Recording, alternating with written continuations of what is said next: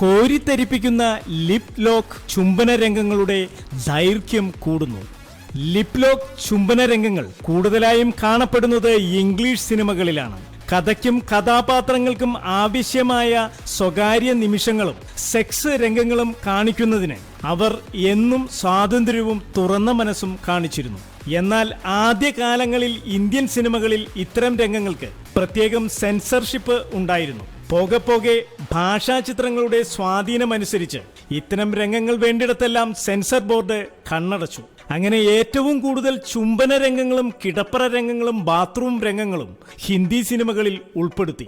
ഇപ്പോൾ ചുംബന രംഗങ്ങളും കിടപ്പറ രംഗങ്ങളും ഇല്ലാത്ത ഒരു സിനിമ പോലും റിലീസ് ചെയ്യുന്നില്ല എന്നുള്ളതാണ് സത്യം. പക്ഷേ ഈ രംഗങ്ങൾ സിനിമയിൽ ഉണ്ടാക്കുന്നതിനും കാണിക്കുന്നതിനും മത്സരിക്കുകയാണ് ചില നിർമ്മാതാക്കളും സംവിധായകരും അഭിനേതാക്കളും. പണം നൽകിയാൽ ഇത്തരം രംഗങ്ങളിൽ അഭിനയിക്കുന്നതിന് ഒരു നടനും നടിക്കും ഒരു ബുദ്ധിമുട്ടുമില്ല.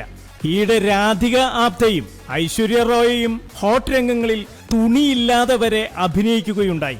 ഐശ്വര്യ റായ് ഒരു നടനെ കൊണ്ട് ഹോട്ട് രംഗങ്ങളിൽ നിർബന്ധപൂർവം അഭിനയിപ്പിക്കുകയുണ്ടായി എന്നാണ് കേൾക്കുന്നത്. ബ്ലൂ ഫിലിമിനെ ഓർമ്മിപ്പിക്കുന്ന തരത്തിലുള്ള അത്തരം രംഗങ്ങളിൽ ഐശ്വര്യ അഭിനയിച്ചതിന്റെ പേരിൽ ബച്ചൻ കുടുംബത്തിൽ ഉണ്ടായ കോലാഹലങ്ങളും കുടുംബ കലഹങ്ങളും കെട്ടടങ്ങിയിട്ടില്ല.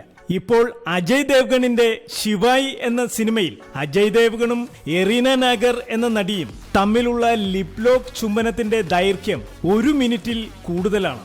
ഏതൊരാളെയും വികാരം കൊള്ളിക്കുന്ന തരത്തിലുള്ള ശിവായി എന്ന സിനിമയിലെ ചുംബന രംഗം സെൻസർ ബോർഡ് കണ്ണടച്ചതുകൊണ്ട് പ്രേക്ഷകർക്ക് എല്ലാവർക്കും വിശദമായി സംതൃപ്തിയടയാം.